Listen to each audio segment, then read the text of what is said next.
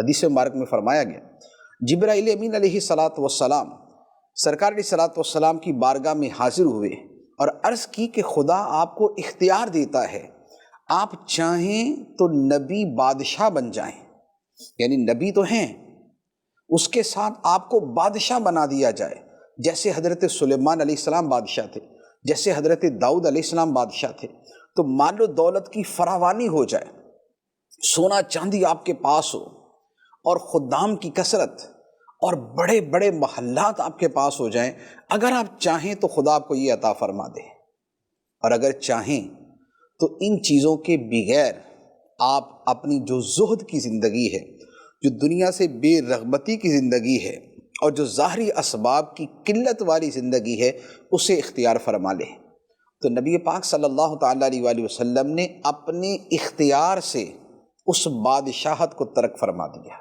جو ظاہری بادشاہت، جو سونے چاندی کے ڈھیر، جو بڑے بڑے محلات، جو دنیا کی آسائشیں اور نعمت اور آرام اور اس طرح کی چیزیں تھیں، نبی پاک علیہ الصلاۃ والسلام نے اپنے اختیار سے ان کو ترک کر دیا، اور آپ نے نبی عبد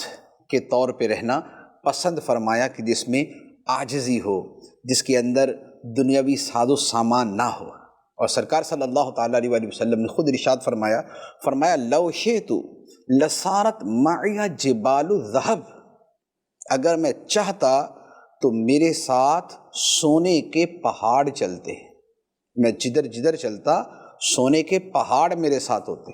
ایک اشارہ فرماتے تو صفا اور مروہ سونے کے پہاڑ بن جاتے،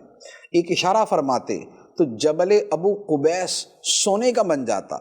لیکن نبی پاک صلی اللہ تعالیٰ علیہ وآلہ وسلم نے ایسا چاہا نہیں، کیونکہ سونے کی یہ کثرت یہ دنیا کے ساتھ تعلق رکھتی ہے، اور نبی پاک صلی اللہ تعالیٰ علیہ وآلہ وسلم کی جو مبارک توجہ تھی وہ خدا کی طرف تھی۔